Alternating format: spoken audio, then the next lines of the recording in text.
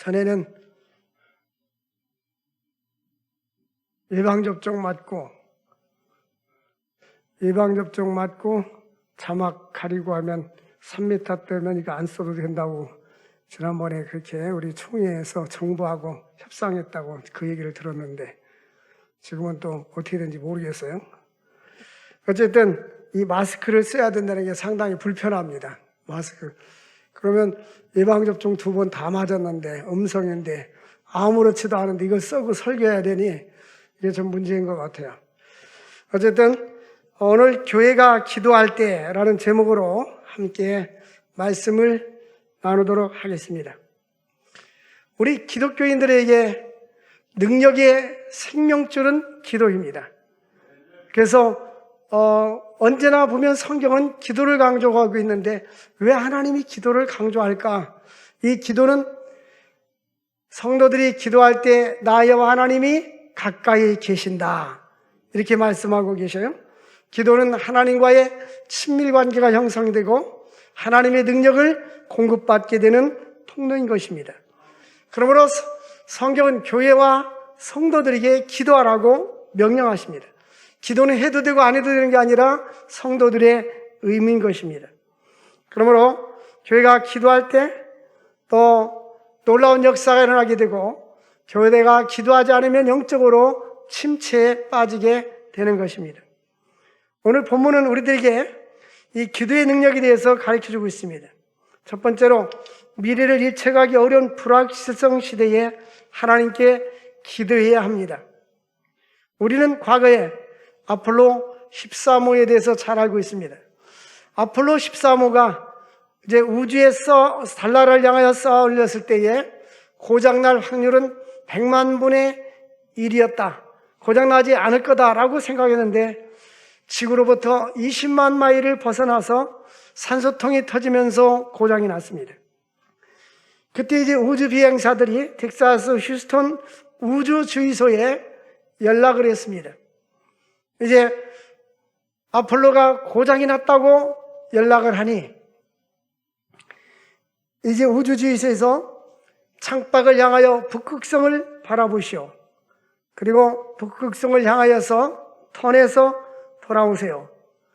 그러면서 이제 그 당시 대통령과 전 국민이 오전 9시를 기해서 하나님께 기도했습니다. 그 아폴로는 태평양 바다에 떨어져서 결국 무사히 다 구출이 되었습니다. 군목과 함께 그들은 기도하면서 인터뷰할 때 다음과 같은 이야기를 했습니다.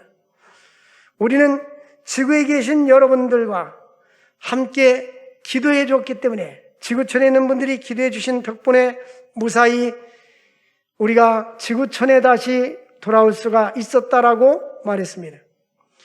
믿음의 사람들은 위기를 만날 때에 기도를 합니다. 기도가 훈련이 되지 않는 사람들은 위기를 만나든 평안하든 기도하지 않는데 기도가 훈련된 사람들은 하나님께 늘 기도를 합니다. 수많은 기도응답을 받는데 어떤 사람은 기도가 끝난 후에 기도응답 받고 어떤 사람은 기도 끝난 후에 많은 세월이 흘러서 기도응답 받는 사람도 있습니다. 그런데 어떤 경우는 기도를 시작할 때에 응답을 받습니다.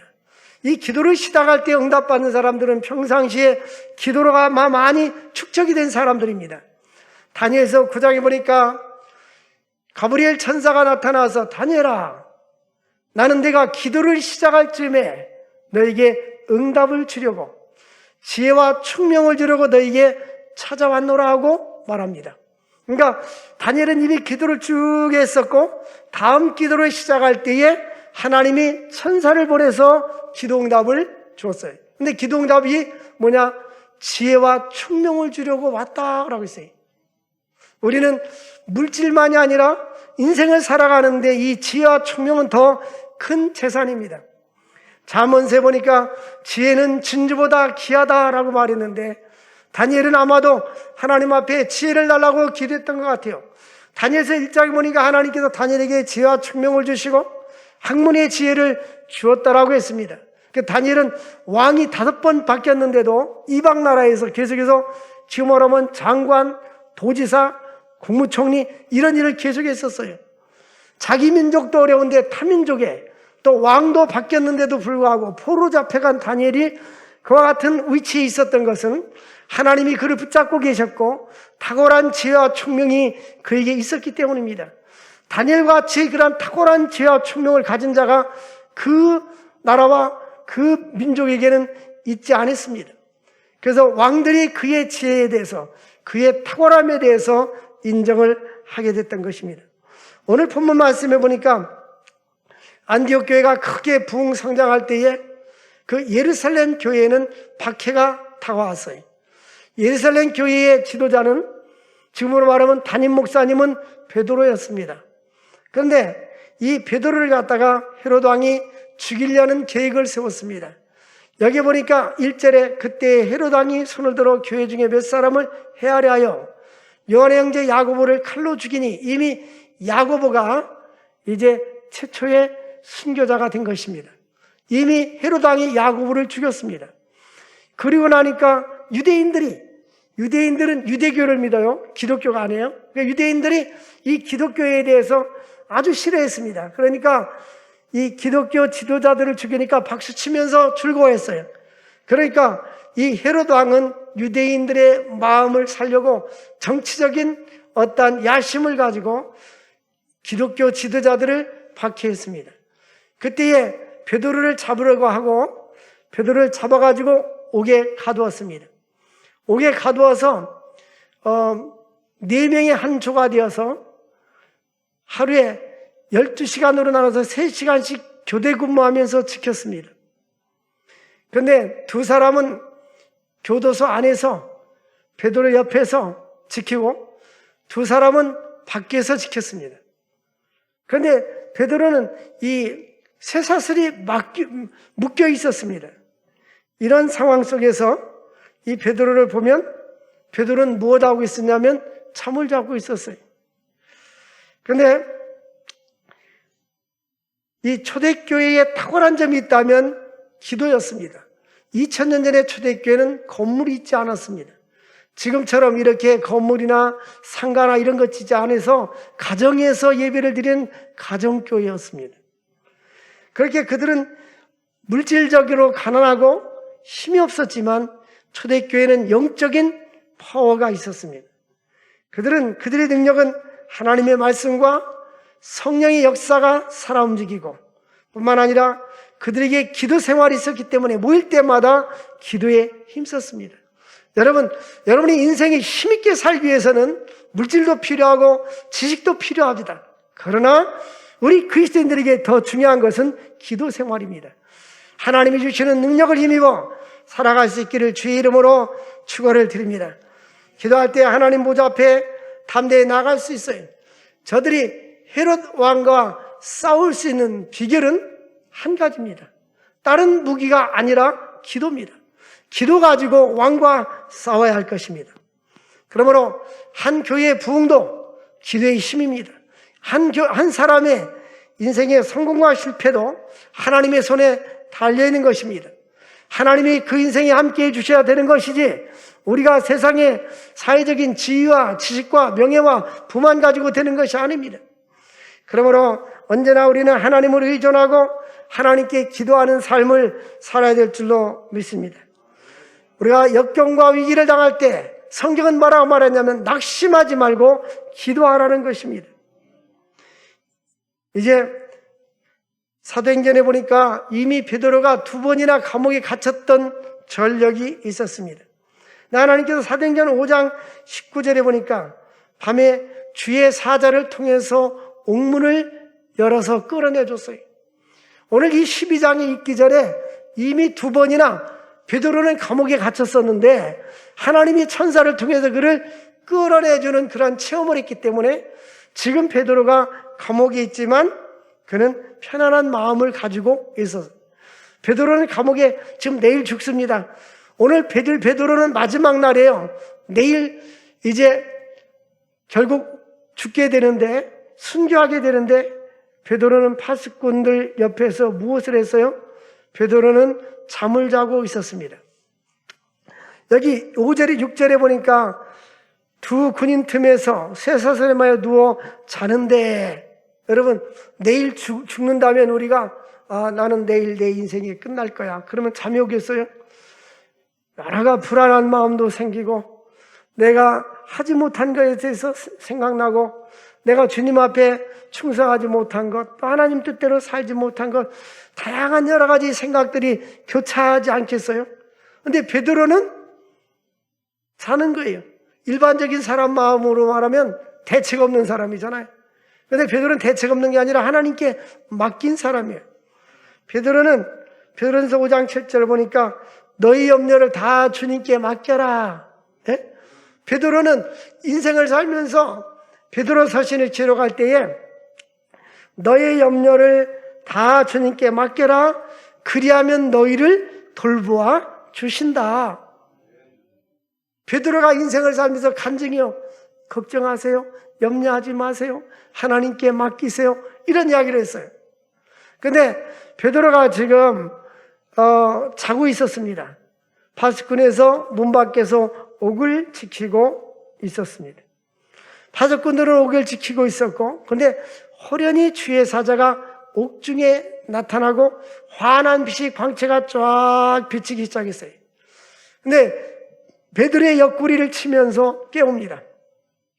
일어나라 하니 쇠사슬이 그 손에서 벗어지더라. 그러니까 우리 눈에는 보이지 않지만 천사들이 역사하고 있어요. 천사들이. 그러므로 하나님의 놀라운 역사로 쇠사슬이 끊어지는 역사가 일어났고, 사도행전 16장에도 바울과 실라가 옥중에서 갇혀 있을 때에 착고의 발이, 이 착고는 뭐냐면 이 발을 딱 묶는 것을 얘기합니다.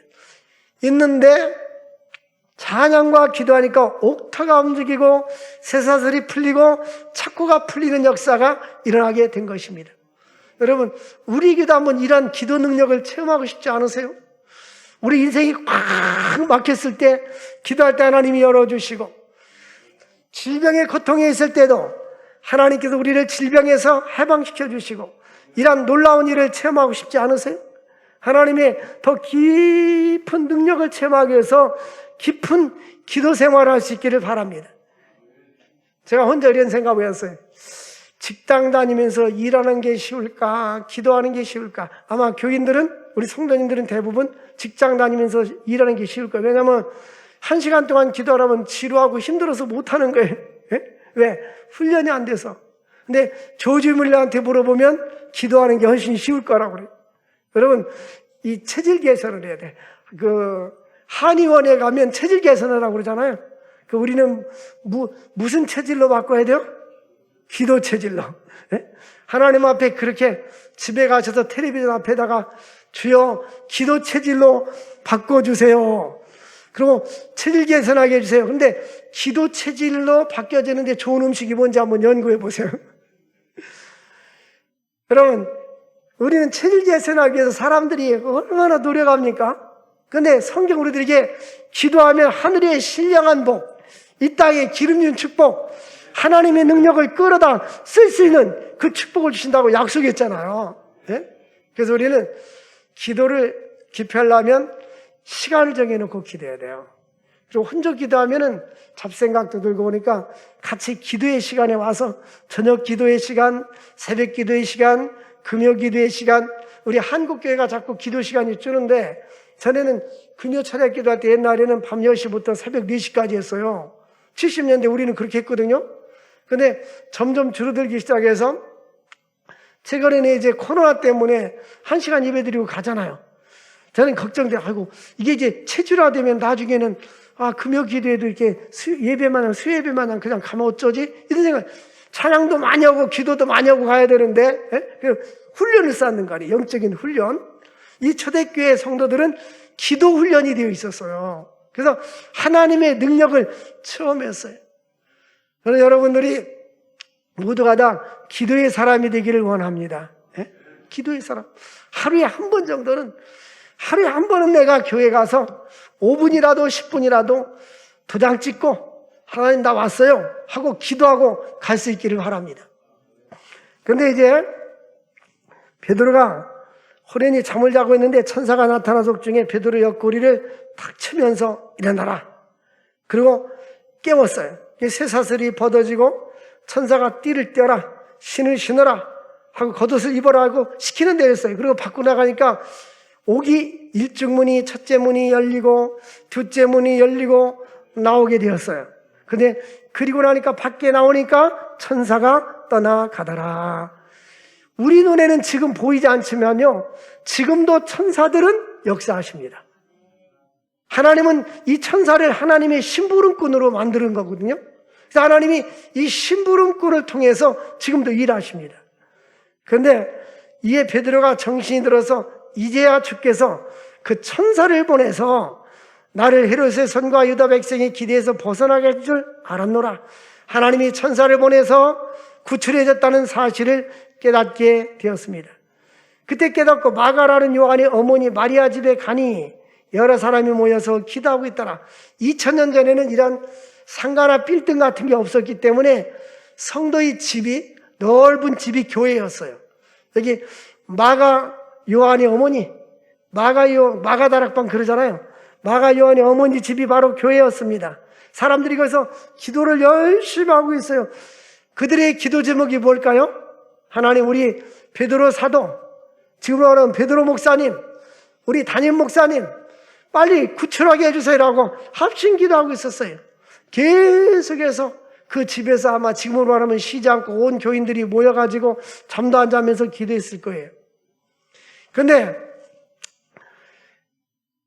누가 베드로가 문을 똑똑똑 이렇게 두드렸어요. 문을 두드리니까는 루데라는 여자아이가 문을 탁 열고 보니까 베드로 사도예요. 너무 반가운 거예요. 깜짝 놀랐어요.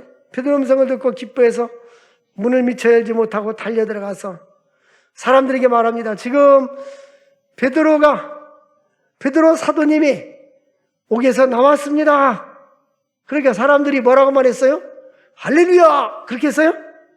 그렇게 말하지 않고 너 미쳤니? 이렇게 말한 거예요. 15절 보니까 그들이 말하되 네가 미쳤다. 네가 정생이 그 감옥에 갇혔는데 쇠사슬이 맸는데 어떻게 나올 수 있느냐? 무엇이 문제입니까?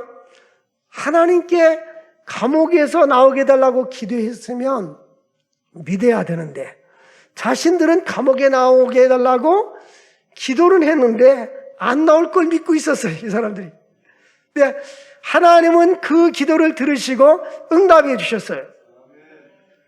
우리의 질병이 병원에 갔을 때는 이거는 불치병이라 할지라도 기도하고 하나님께서 치료해 줄 것을 믿어야 되는데 꼭 예루살렘 교회 성도들처럼 하나님 고쳐주세요, 고쳐주세요 기도하면서 안 고쳐줄 걸 믿고 있는 거야. 베드로 사도를 밖으로 나오게 해달라고 기도했는데 나왔다니 너 미쳤지? 이런 얘기를 하는 거예요. 그러니까 우리가 너무나 믿음이 없는 거예요. 우리는 기도할 때마다 하나님이 나의 기도를 들어주시고 응답해 줄 것을 확신할 수 있기를 바랍니다. 그러니까 언제까지 기도해야 되느냐? 확신이 올 때까지, 나에게 믿음을 줄 때까지. 열왕기상 18장에 보면 엘리야가 3년 6개월 동안 비가 오지 않았을 때에 아합 왕에게 외칩니다. 빗소리가 들립니다. 아직 비가 오지 않았어요. 근데 하나님이 열왕기상 18장 1절에 비를 준다고 약속했는데 미리 아합 왕에게 빗소리가 들립니다라고 외치고 나서 갈멜산에 가서 7번 기도하니까 비가 내리기 시작했어요. 여러분, 우리는 믿음으로 외칠 수 있기를 바랍니다. 믿음으로 외치세요. 믿음으로. 하나님의 능력을 믿음으로 바라보고, 하나님이 나와 함께 하신다. 나의 인생은 주님과 동행한다. 하나님은 나의 하나님이시고 나의 능력이 되신다. 이런 확신이 있기를 바랍니다.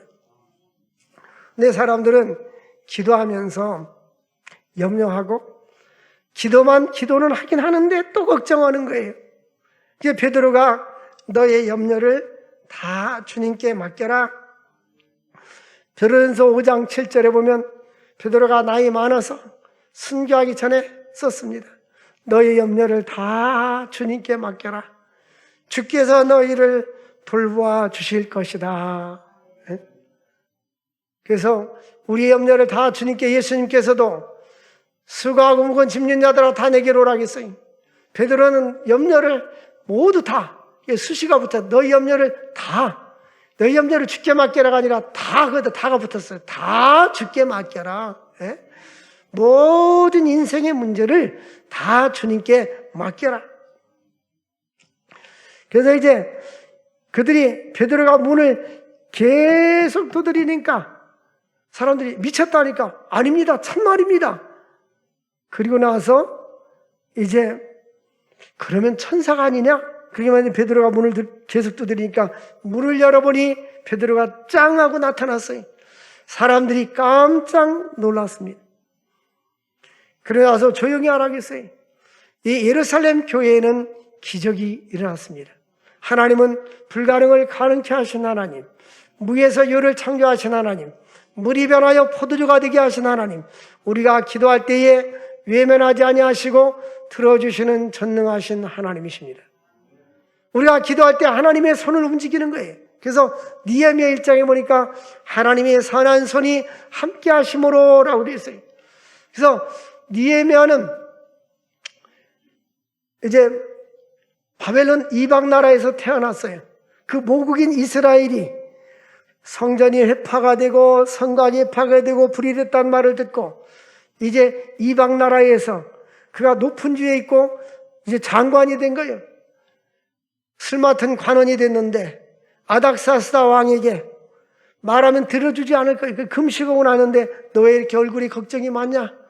네가 무슨 말이 할 말이 있으면 나한테 말해라. 그러니까 우리 모국이 2차 제차인데 우리 모국의 성곽을 수리하기위해서 우리에게는 제목이 필요합니다. 그러니까 왕이 허락해 주셔서 산림청장에게 명령해서 제목을 보내고 국방부 장관에게 명령해서 병력을 보내고 또 마병을 보내고 그래가지고 사람과 인력과 함께 모든 것은 재정적인 뒷받침해서 성곽을 수리해 줬어요. 그때의 느헤미야의 고백은 따라서 합시다. 하나님의 선한 소리에 함께함으로, 하나님의 선한 손길이 함께했다라고 고백하는 거예요. 우리가 인생을 살아가는 데 있어서 하나님의 선한 손길이 우리의 삶 속에 함께 역사할 수 있기를 주의 이름으로 축원을 드립니다. 우리가 성전 건축하는 일도 하나님의 선한 손길이 함께 되고 3기 신도시에도 하나님의 선한 손길이 함께 되고 이 나라의 민족도 하나님의 선한 손길이 함께해야 되는 것입니다. 하나님의 선한 손길이 함께할 때에 그 인생에 그의 미래에 놀라운 은혜가 있는 것입니다. 오늘 여기 우리가 주시해 봐야 될 단어가 있습니다. 그것이 바로 7절에 나와 있는 대로 베드로의 옆구리를 쳐서 깨워. 이게 주의 천사가 나타나서 옥중의 광채가 빛나는데 베드로의 옆구리를 쳤어요. 일어나라고 툭툭 쳤겠죠. 그런데 23절에 보니까 헤롯이 영광을 하나님께 돌리지 아니하므로 주의 사자가 곧 치니라고 되어 있어요. 여기 친다는 단어가 나오는데 이 똑같은 단어입니다. 헬라어로 파다소라는 단어가 7절과 23절에 똑같은 단어가 나옵니다. 이 말이 무슨 말이냐? 하나님이 천사를 통해서 베드로를 쳐서 베드로를 구출하기 위해서 하나님의 백성, 믿음으로 사는 사람들은 하나님의 손길이 거룩하게 역사해 주시는 것이고, 헤롯은 영광을 하나님께 돌리지 아니므로 하나님의 심판의 손길이 그를 친 것입니다.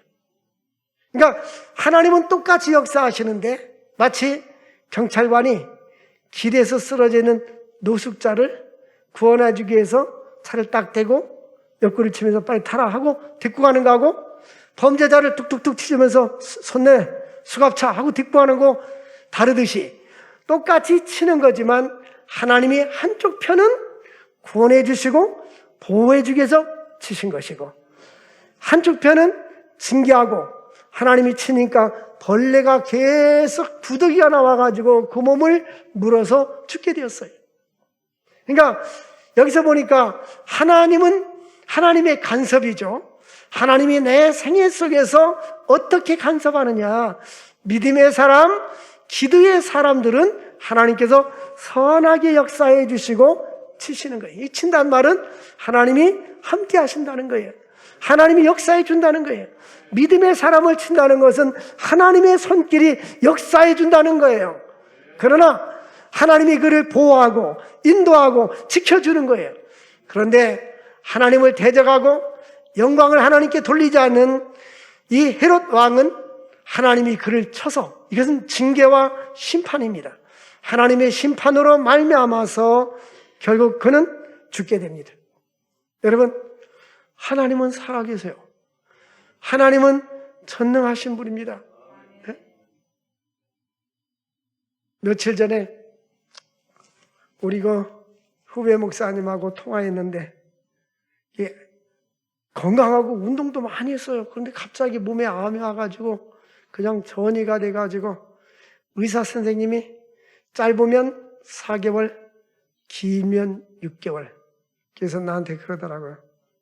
대화하다가 막 울어요. 그러면서 나는 사형 선고받았다.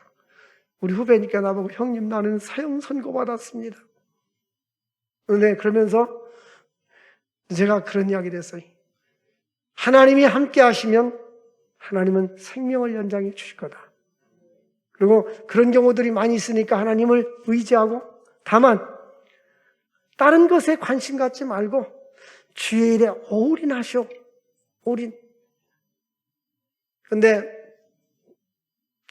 안 그래도 자기가 회개를 많이 했다고 그러는데, 사랑하는 성도 여러분들, 내 눈앞에 죽음이 다가왔을 때는 자기 인생을 다시 한번 쭉 정리하게 됩니다. 근데 내가 왜 이렇게 시간을 낭비를 많이 했던가? 사람들은 자기가 한 일에 대해서 후회한 것이 아니라 하지 못한 일에 대해서 후회하게 됩니다. 내가 누구를 더 용서하지 못하고 사랑하지 못하고, 내가 충성하지 못하고 헌신하지 못하고 하나님의 뜻대로 살지 못하고, 이런 부분들에서 많이 후회하게 됩니다. 더 많이 기도할 걸 하면서 후회하게 됩니다. 우리는 이제 하나님이 지금 건강을 주셔서 아직은 움직일 수 있잖아요. 그러니까 무엇보다도 하나님 앞에 기도하십시오. 기도하면 응답받는 건 당연하지만 기도하는 사람에게 유익한 것은 자신이 변화가 됩니다. 어떤 변화가 되면 기도를 많이 할수록 믿음이 없는 사람들이 믿음의 사람으로 변화가 되고, 육체의 소욕에 이끌려 사는 사람들이 영의 사람으로 바뀌게 되고 하나님의 사람으로 바뀌게 되는 거예요. 그리고 영혼이 더욱더 거룩하고 깨끗하고 맑아집니다. 왜? 하나님과 계속 교대하면 하나님의 성품을 담게 되거든요. 그래서 우리가 기도할 때 성숙한 그리스도인이 될 수가 있는 거예요. 그러므로 우리가 사회에서도 돈을 벌기 위해서 자본을 투자하듯이 우리는 하나님의 은혜와 능력을 입기 위해서는 투자해야 됩니다. 무슨 투자해야 되냐? 시간을 투자해야 돼요. 무슨 시간? 기도 시간을 투자해야 돼요. 내 기도하는 그 시간, 내게는 가장 귀하다. 여러분에게 질문하고 싶습니다. 여러분에게 정해진 기도 시간이 있습니까? 매일같이 정해진 기도 시간에 내가 이 시간은 하나님을 만나는 시간이야. 제가 어느 책을 읽어보니까 아이들, 학생들에게 목회학을 가르치다 보니까 어떤 영국의 유명한 목사님이 그런 얘기를 했어요. 하나님과 기도하는 시간을, 스케줄을 잡아놓으세요. 성경 연구하는 시간을 잡아놓으세요. 다른 사람이 이 시간에 전화가 오거나 만남을 요청할 때는 중요한 약속이 있다라고 말하십시오. 하나님과 선약이 있다고 말하십시오. 그리고 그 시간을 방해받지 않도록 최우선적으로 하라는 거예요. 근데 그렇게 하나님을 중요하게 여기고 믿음으로 사는 사람들은 그의 삶뿐만 아니라 그의 자손들이, 조상들이 기도했던, 조상들이 심었던 그 기도와 그 믿음의 열매를 따먹게 되어 있습니다. 여러분, 우리는 늘 기도에 대한 이야기를 많이 들었잖아요. 그런데 또 기도를 알고 있잖아요. 근데 실천하지 않잖아요.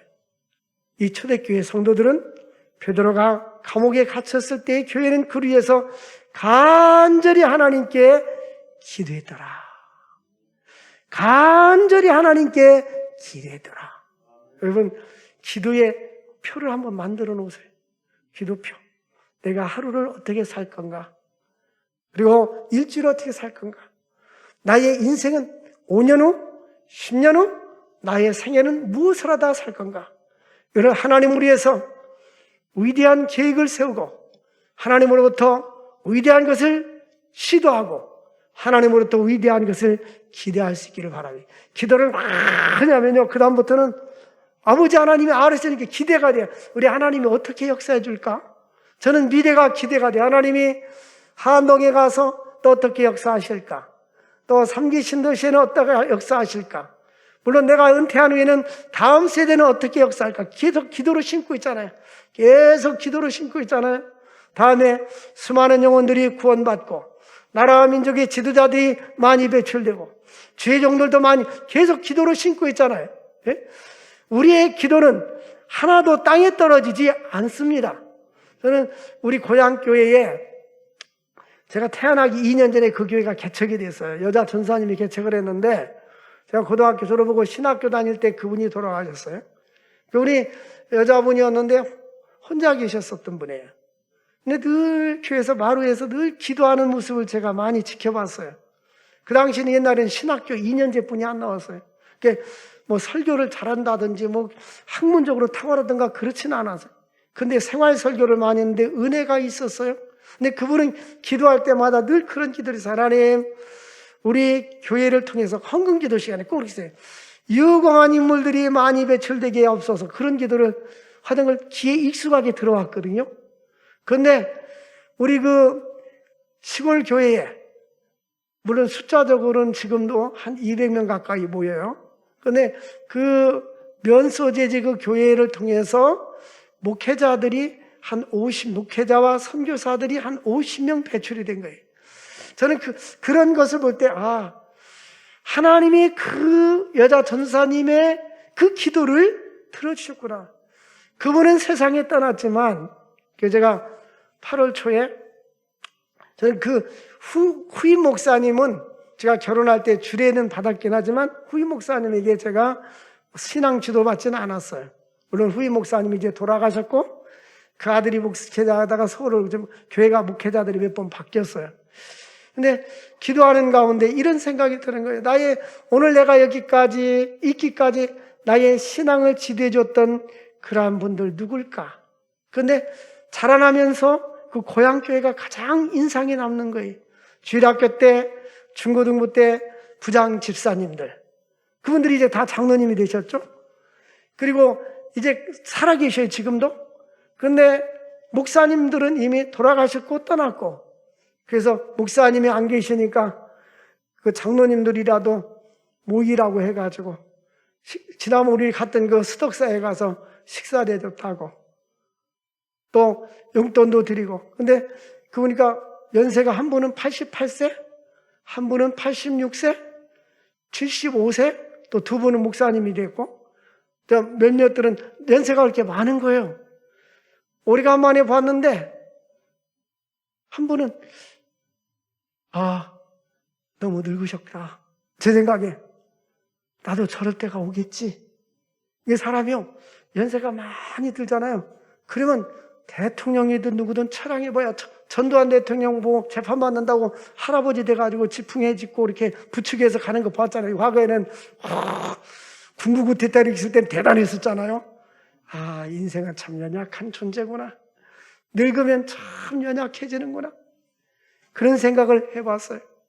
여러분, 기도하는 사람은 그분이 세상을 떠나도 그 기도의 열매가 계속 맺어지는 거예요. 그래서 우리 고향 출신 중에는 미국에서 목회하는 사람, 선교사, 또 미국에 갔다가 어느 교회 청빙 와가지고 한 3,000명 되는 교회 담임 목사는 다양하게 많아요. 저는 그것이 기도로 심었기 때문에 그 기도가 열매를 맺는다 이렇게 믿고 있어요. 그래서 지금도 계속해서 다음 세대를 향해서 200세 1,000명 70인 전도인과 또 세계 선교에 쓰임받는 교회, 세계 각 나라의 100개 교회를 짓기 위해서 기도원 300용사, 우리 이 기도대원만 300명을 얘기하는 거예요. 기도원 300용사를 세워달라고 계속 기도하고 있어요. 그런데 하나님은 반드시 우리 기도를 들어줄 줄로 믿습니다. 우리 함께 늘 기도로 승리할 수 있기를 주의 이름으로 축원을 드립니다. 하나님 아버지 감사합니다. 오늘도 우리에게 생명의 말씀을 주신 주님, 이 말씀 우리 마음밭에 새겨져서 열매 맺게 하여 주옵소서. 기도의 사람이 되게 하시고 기도로 승리하는 사람이 되게 하시고 능력 있는 그리스도인이 되게 하여 주옵소서. 예수님의 이름으로 기도합나이다. 아멘.